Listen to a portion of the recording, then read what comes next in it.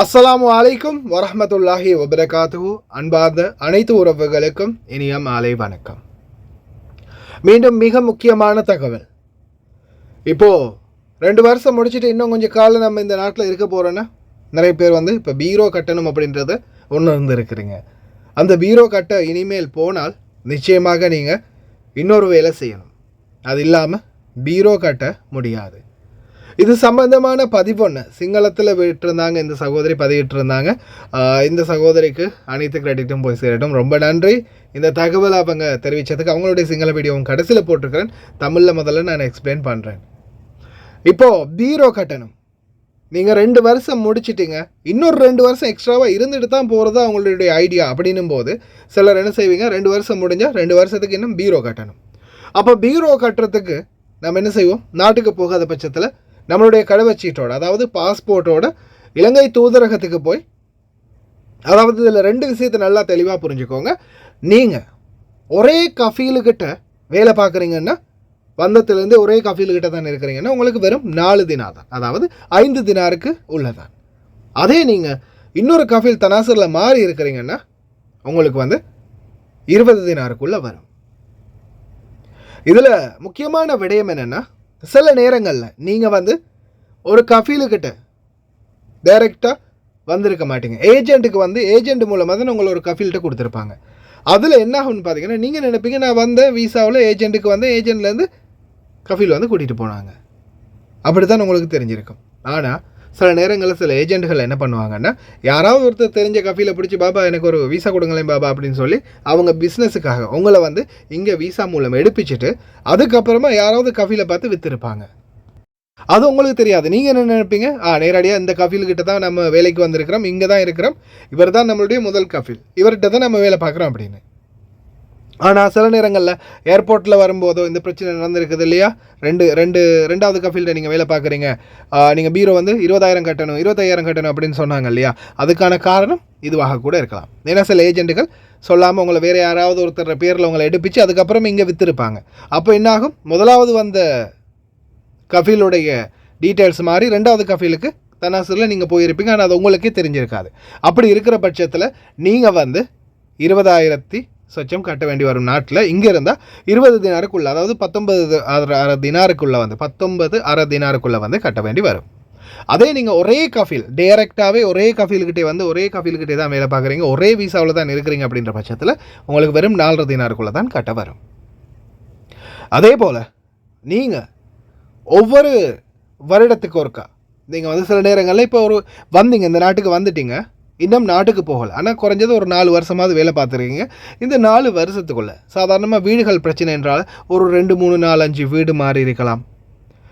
நிறைய வீடுகள் மாற்றப்பட்டிருக்கலாம் ஏஜென்ட்டால். சரி, அப்படி நாம் நிறைய வீடுகள் மாறும்போது நம்ம முதலாவது வீட்டுக்கு தான் நம்மளுக்கு எக்ரிமெண்ட்டு, நம்மளுக்குரிய எல்லா வேலிடிட்டியும் இதாக இருக்கும்.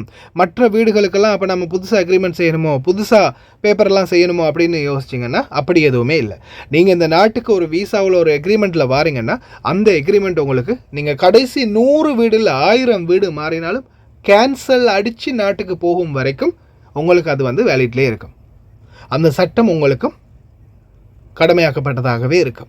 அப்போது நீங்கள் 100 கஃபீலே மாறினாலும் பயப்பட வேண்டியதில்லை. நீங்கள் கேன்சலாக போகும் வரைக்கும் நீங்கள் வீசாவிலேருந்து அதுக்கப்புறம் தனாசருட்டு 1000 வீடு மாறினாலும் உங்களுக்கு அந்த போனஸாக இருக்கட்டும், உங்களுடைய அந்த பீரோவாக இருக்கட்டும், உங்களுடைய சட்டமாக இருக்கட்டும், எல்லாமே ஒன்று தான். அதை பற்றி யோசிக்கவே தேவையில்லை.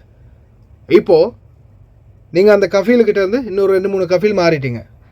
அப்போ அதால் உங்களுக்கு ஒரு கஃபீல்கிட்ட இன்னொரு கஃபீல்கிட்ட மாறினாலே உங்களுக்கு ஒரு அந்த சார்ஜஸ் 2வது கஃபீல் தான். அதே நீங்கள் 3வது 4வது மாறினா அப்போ இன்னும் அதிகமாக கட்டணுமா அப்படின்னு கேட்டிங்கன்னா இல்லை. அதே மாதிரி நீங்கள் பீரோ கட்ட போகும்போது ஒருவேளை நீங்கள் இப்போ குவைட்டில் ஒரு சாதாரண உதாரணத்துக்கு ஒரு 10 வருஷமாக இருக்கிறீங்க, 2 வருஷத்துக்கு கட்டினா அதுக்கப்புறம் இந்த 8 வருஷமாக நான் கட்டவே இல்லை, அப்போ அந்த 8 வருஷத்துக்கும் நான் கட்டணுமா அப்படின்னு கேட்டிங்கன்னா இல்லை. நீங்கள் இப்போ 2 வருஷத்தை முடித்ததுக்கு அப்புறமா நீங்கள் கட்டாத பட்சத்தில் அது எக்ஸ்பயர் ஆகிருக்கும், அவ்வளோதான். அது வேலிட் இல்லாத காலம். இப்போ நீங்கள் பீரோ கட்டுறது முன்னாடி வரக்கூடிய 2 வருஷத்துக்கு, இதுக்கு முன்னாடி வரக்கூடிய 2 வருஷத்துக்கு தான் நீங்கள் பீரோ கட்ட போகிறீங்க. இப்போ போய் பீரோ கட்டினீங்கன்னா இன்னும் 2 வருஷத்துக்கு அந்த வேலிட் உங்களுக்கு இருக்கும். மறுபடியும் அந்த 2 வருஷம் முடிஞ்ச பிறகு நீங்கள் பீரோ கட்டலாம். இந்த பீரோ கட்டுறதால உள்ள நன்மைகள் என்னன்றது உங்களுக்கே தெரியும். நாட்டில் ஏதாவது வெளிநாட்டு வேலைவாய்ப்பு பண்ணிங்கத்தால் ஏதாவது உதவிகள் வழங்கும் போது அது நம்மளுக்கு பதிவு செய்யப்பட்டிருக்கிற தொழிலாளர் அப்படின்றது அங்கே சிஸ்டமில் காட்டினா நம்மளுக்கும் ஏதாவது உதவி கிடைக்கும். கொடுக்குறானுங்கன்னு தான் சொல்கிறானுங்க. என்னையுமே எதையுமே கொடுத்ததைக்கானும் பார்ப்போம். அது ஒரு பக்கம் இருக்கட்டும். அடுத்ததா இப்போது ரீசெண்டாக உங்களுக்கு தெரியும், நாங்கள் போனஸ் சம்மந்தமான பிரச்சனைகளை பேசி கதைச்சி ஒரு மாதிரியாக எக்ரிமெண்ட்டில் கூட இன்க்ளூட் பண்ணியாச்சு. இந்த சூழலில் நீங்கள் இப்போ உங்களுடைய போனஸை கேட்க போகும்போது நான் ஆல்ரெடியே உங்களுக்கு சொல்லியிருக்கிறேன், நீங்கள் ஒரு வேளை வந்தது வெறும் 80 தினார் சம்பளத்துக்கு, 70 தினார் 60 தினார் 50 தினார் அப்படி 60 தினார் இந்த மாதிரி சம்பளத்துக்கு எக்ரிமெண்ட்டில் வந்திருப்பீங்க மிச்சம் காலம். அப்போ இப்போ வரைக்கும் நீங்கள் இந்த வீட்டில் வேலை பார்க்குறீங்க. அதாவது சில நேரங்களில் உங்களுக்கு வந்தது 60 தினார், இப்போ கிடைக்கிறது 180 தினார் 200 தினார் 160 தினார் 150 தினார் அப்படி அதை விட டபுள் மடங்கெல்லாம் சம்பளம் எடுத்துக்கிட்டு இருக்கிறீங்க. ஆனால் இது வரைக்கும் நீங்கள் எக்ரிமெண்ட்டும் புதுப்பிக்கலை, பீரோவும் கட்டலை. ஒருவேளை பீரோ கட்டியிருப்பீங்க, ஆனால் எக்ரிமெண்ட்டு புதுப்பிக்கவே இல்லை. அப்படின்ற பட்சத்தில் சில நேரங்களில் இப்போ நீங்கள் போகும்போது எனக்கு போனஸ் எடுத்தால் நல்லா இருக்குமே அப்படின்னு சிந்திச்சு போனஸ் எடுக்கிறதுக்கு நீங்கள் கேட்டிங்கன்னா அப்போ உங்களுடைய கஃபீல் என்ன சொல்லுவாங்க, இங்கே பாரு, நான் உனக்கு நீ வந்தது இந்த சம்பளத்துக்கு நான் கொடுத்துருக்கேன், இவ்வளவு சம்பளம் கூட்டி கழித்து பார்த்தா கடைசியில் நீ தான் ஆயிரக்கணக்கில் எனக்கு கொடுக்க வரும் அப்படின்னு சொல்லுவாங்க. அதுக்கான காரணம் என்ன? அவங்க வந்து எக்ரிமெண்ட்டை புதுப்பிக்காததால் அவங்க தான் அந்த இடத்துல மேலோங்கி நிற்கிறாங்க. அப்போ நம்ம வருடம் அதாவது 2 வருடத்துக்கு ஒருக்கா நம்ம பீரோ புதுப்பிக்கும் போது நம்மளுடைய சம்பளம் அதிகரிக்கும் பட்சத்தில் நம்மளுடைய சம்பளம் இப்போ நீங்கள் வரும்போது 120 தினார் இல்லை 100 தினார் இப்போதைய பீரியட்டில் சொல்ல போனால் இப்போ 120 தினாருக்கு வந்திருக்கீங்க, உங்களுக்கு வந்து 100 தினார் தான் கொடுத்துருக்குறாங்க. அப்படின்ற பட்சத்தில் நீங்கள் என்ன செய்கிறீங்க, மறுபடியும் உங்களுக்கு வந்து சம்பளத்தை அதிகரித்து கொள்கிறீங்க கஃபீல்கிட்ட. அப்படி இருக்கும்போது நீங்கள் ஒருவேளை 100 தினாருக்கு வந்து 120 தினார் தான் சம்பளமே இப்போ தான் எடுக்க போகிறீங்க, ஆனால் எக்ரிமெண்ட்லேயும் 120 தான் இருக்குன்னா அதை நீங்கள் பதிவு செய்ய முடியாது. ஏன்னா ஆல்ரெடியே எக்ரிமெண்ட்டில் 120 தான் இருக்குது. ஆனால் அதுக்கப்புறமா 140 தினார் எடுக்கிறீங்க, ஆனால் இப்போ 120 தான் எக்ரிமெண்ட்டில் இருக்குதுன்ற பட்சத்தில் அந்த 20 தினாரை எக்ஸ்ட்ராவாக சேர்த்துக்கொள்ளலாம். நீங்கள் இப்போ எடுக்கக்கூடிய சம்பளம் எவ்வளோன்றதை போட்டு அந்த சம்பளத்துடைய எமௌண்ட்டோடு நீங்கள் எக்ரிமெண்ட் செஞ்சு கொள்ளலாம். அப்படி செஞ்சு கொள்றதால பெனிஃபிட் என்ன, உங்களுடைய எக்ரிமெண்ட் பேப்பரில் இப்போ 140 தினார் சம்பளம் அடிச்சிருக்கிறதால நீங்கள் போய் 2 வருஷம் முடிச்சுட்டு எனக்கு எக்ரிமெண்ட் பேப்பரில் 140 தினார் மேனிக்கு இருக்குது, நீங்கள் 140 தினார் மேனிக்கு தான் எனக்கு இந்த 2 வருஷம் சம்பளம் கொடுத்துருக்கீங்க, அப்போ எனக்கு போனஸ் கொடுங்க அப்படின்னு கேட்கும்போது கஃபீல் இல்லை நான் அதிகமாக கொடுத்துருக்கேன், அப்படி கொடுத்துருக்கேன் இப்படி கொடுத்துருக்கேன்னு பழைய கதையை சொல்ல முடியாது. ஏன், உங்களுக்கு வந்து போனஸ் வந்து அவர் கொடுத்தே ஆகணும். உங்களுடைய சம்பளத்தை அவர் எக்ரிமெண்ட்டில் எந்த சம்பளம் மென்ஷன் பண்ணியிருக்கோ சைன் பண்ணியிருக்காரோ அந்த சம்பளம் மட்டும்தான் அவர் கொடுத்துருக்கிற பட்சத்தில். இதுதான் இதோடைய நிதர்சனம். இதை தெரிஞ்சுக்கோங்க. அதே போல் நீங்கள் வந்து போனஸை கேட்கும்போது போகிறதுக்கு ஒரு மாதம் இருக்கும்போது லைட்டாக அந்த கதையை போடுங்க. ஆனால் போனஸ் வந்து எக்ரிமெண்ட்டில் என்னென்னு இருக்குது, உங்களுடைய 2 வருட காலம் அதாவது கான்ட்ராக்ட் ஒப்பந்த கால முடிவிலேயே போனஸ் பெற்றுக்கொள்ள முடியும். சில வேளை நீங்கள் ஒப்பந்தம் முடிகிறதுக்கு ஒரு மாதம் இருக்கும்போதே போக வேண்டிய சூழல் வந்துருச்சுன்னா போனஸை கேட்க முடியாது. ஏன்னா contract end of the contract அதாவது ஒப்பந்த கடைசியில் தான் போனஸை கேட்க முடியும். அதுக்கு முன்னாடி கேட்டு தொழிலையும் பாதிச்சுக்காமல் உங்களுடைய பிரச்சனைகளையும் இன்னும் வளர்த்துக்காமல் போகிறதுக்கு கடைசியில் இருக்கும்போது கேளுங்க. ஒரு மாதம் இருக்கும்போது இல்லை ஒரு 2 வாரம் இருக்கும்போது அப்படியும் அவங்க கொடுக்க மாட்டேன் அப்படின்னு சொன்னாங்கன்னா தூதரத்துக்கு கம்ப்ளைண்ட் பண்ணலாம். அதுக்கு முன்னாடி நாட்டில் பீரோவில் கம்ப்ளைண்ட் ஒன்று பண்ணினீங்கன்னாலும் அதை தூதரகம் அமலமன்ஸ்லேயே போட்டு எடுத்து தருவாங்க. சரி, இப்போது இந்த பீரோ கட்ட போகும்போது எக்ரிமெண்ட் முதல்ல செய்யணும் அப்படின்றது தான் இப்போதைய சட்டம். பீரோ கட்டுறதுக்கு முன்னாடி நீங்கள் பீரோ புதுப்பிக்க போனீங்கன்னா இப்போ 2 வருஷம் முடிச்சுட்டு உங்களோட எக்ரிமெண்ட்டை புதுப்பிக்கணும். இப்போ நான் சொன்ன ரூல்ஸை வந்து நீங்கள் ஞாபகம் வச்சுக்கோங்க. ஒருவேளை உங்களோட எக்ரிமெண்ட்டில் அதே சம்பளம் தான் இருக்குது, அதே சம்பளத்தில் தான் நீங்கள் இன்னும் வேலை பார்க்குறீங்க, எக்ரிமெண்ட் புதுப்பிக்க வேண்டிய அவசியம் இல்லை அப்படின்றத நீங்கள் அங்கே அவங்கள்ட்ட தெளிவுபடுத்தலாம். அதே புதிய கஃபீல் மாறி இருந்தீங்கன்னாலும் நீங்கள் வந்து எக்ரிமெண்ட்டை புதுப்பிச்சு கொள்ளலாம். அப்படி இல்லையா அதை தெளிவுபடுத்தலாம். நான் ஒரே கஃபீல்கிட்ட தான் இருக்கிறேன், நான் வரும்போது 120 சம்பளம் கிடைக்கல, எனக்கு 100 தினார் தான் கிடைச்சது, ஆனால் இப்போது எனக்கு வந்து 120 தினார் தான் சம்பளம் கொடுக்குறாங்க, எக்ரிமெண்ட்லேயே 120 தான் இருக்குது, அதால் எனக்கு போட முடியாது அப்படின்னு சொன்னால் அதை அவங்க புரிஞ்சுக்கொள்வாங்க. ஆனால் இன்னொரு விடயத்தையும் சொல்ல மறந்துட்டு, உங்களுக்கு இப்போ 120 தினார் மேனிக்கு வந்து உங்களுக்கு 100 தினார் தான் கொடுத்தாங்க, 20 தினார் கொடுக்கல அப்படின்னு இருக்குல்ல, அதையும் அமலமன்ஸ்லியாக போட்டால் நிச்சயமாக உங்களுக்கு அந்த 2 வருஷத்துக்குரிய 20 தினார் அவங்க பிடிச்சதை நிச்சயமாக வாங்கி எடுக்கலாம். நிறைய பேர் வாங்கிட்டு போயிருக்காங்க. அதே போல் இப்போது இந்த எக்ரிமெண்ட்டை புதுப்பிக்கிறதுக்கான காரணம் என்ன, பீரோ கட்டும்போது புதுப்பிக்கிறதுக்கான காரணம் நான் சொன்ன இந்த போனஸ் தான்.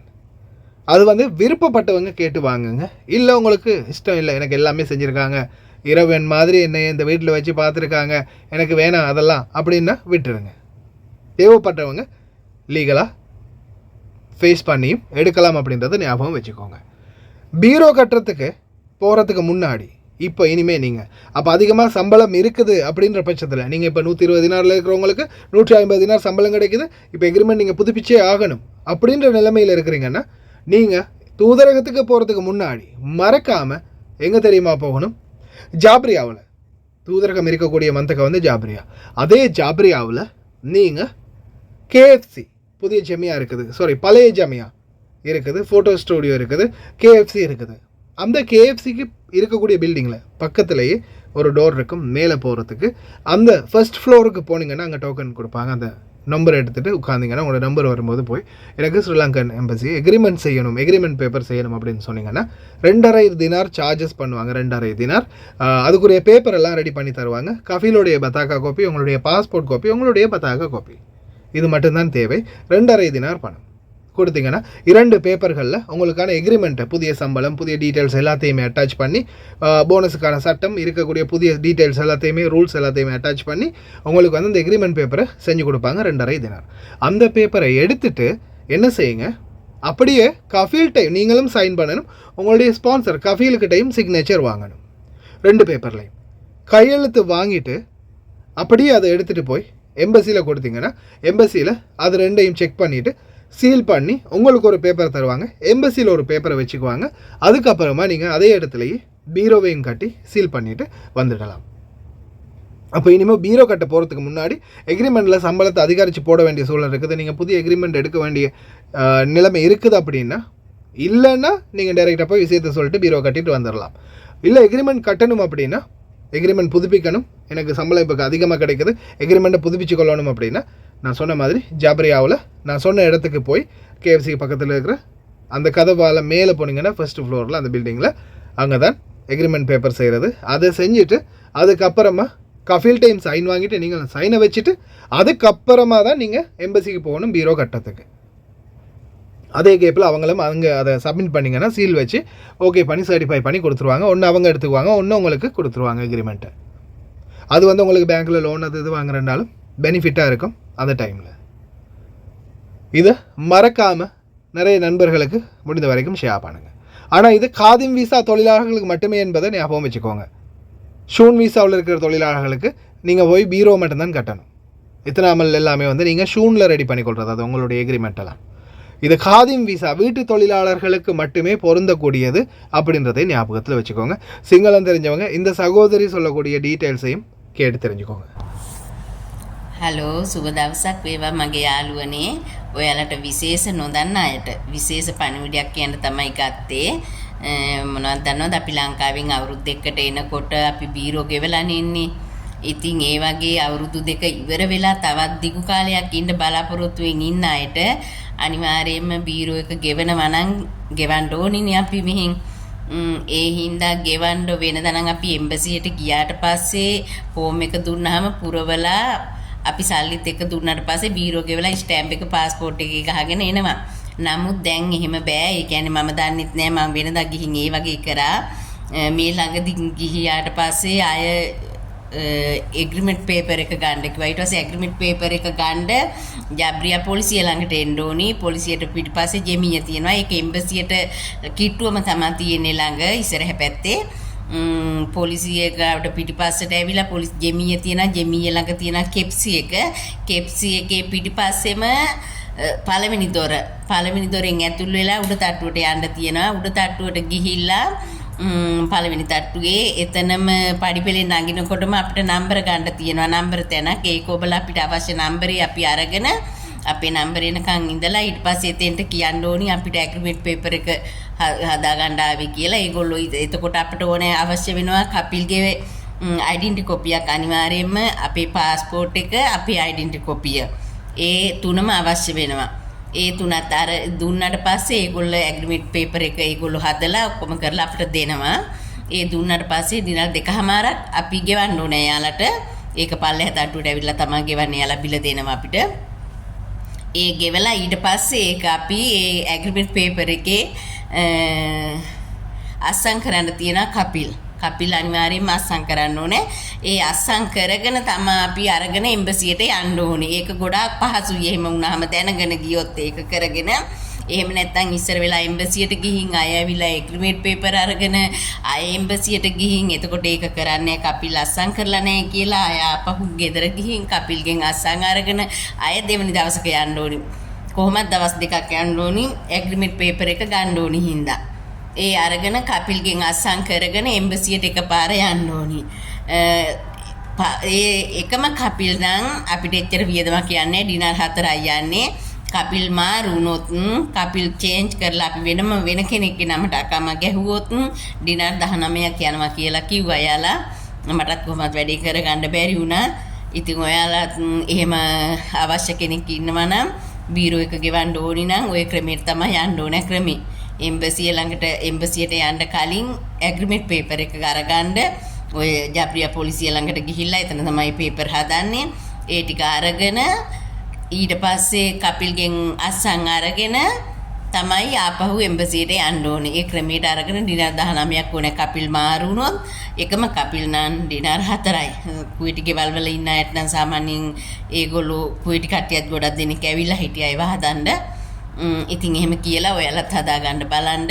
ඔයාලා සියලු දෙනාටම නොදන්න බොහෝ දෙනෙක් ඇති කියලා හිතලයි මම මේ මට වෙච්ච දේ හින්දා මං කියන්නේ. මොකද මමත් දන්නේ නැතුව වෙනදා පුරුද්දට ගියා. ගිහින් බලනකොට එහෙම කිව්වා. ඒ ගමන මං ආපහු ජාප්‍රියා එකේ පොලිසිය ළඟට ඇවිල්ලා ඒ කොළ ටික ඔක්කොම හදාගෙන අය ආපහු ගියාට පස්සේ කිව්වා කපිල්ගෙන් අසන් ගන්න ඕනි කියලා. ඊට පස්සේ අය අරගෙන ආවා පේපර් ටික. තාම අසන් ගන්න කපිල් ආවේ නෑ. දැන් ආවට පස්සේ අසන් කරගෙන තමයි නැවත වාරයක් මට එම්බසියට යන්න සිද්ධ වෙන්නේ. ඉතින් බීරෝ තියන අයට මේක කිසිම ප්‍රශ්නයක් නැහැ. බීරෝ නැති අයට විතරයි මම කියන්නේ. අනික බීරෝ එක ගහන්න ඕනි කියලා හිතන අයට මම මේ දැනුවත් කළේ. ඔයාලා නොදන්න අයට ගොඩක් ප්‍රයෝජනවත් වෙයි. ගොඩක් දෙනෙක් ඇවිල්ලා හිටියා. එතන පොලිසිය ළඟටවත් යන්න දන්නේ කොහෙද මම දන්නේ නැහැ. මම තාගෙන තමයි ජෙමිය තියෙන දැන දන්නවා. පස්සේ බලනකොට ඕක එතනම ළඟ තියෙනවා. ඉතින් ඒ දෙන්නෙක් තුන් දෙනෙක් මම එකතු කරගෙනත් ගියා යම්මාත් එක්ක කියලා. දන්නේ නැති අයට කියලා දීලා එකතු කරගෙන ආවා. ඉතින් ඒ හින්දා තමයි මම මේ වීඩියෝ එක දැම්මේ. ගොඩක් අයට ප්‍රයෝජන වෙයි දන්නේ නැති අයට. එහෙනම් සියලු දෙනාටම අල්ලා දෙවියන්ගේ පිහිටයි. තෙරුවන් සරණයි. ජේසු පිහිටයි.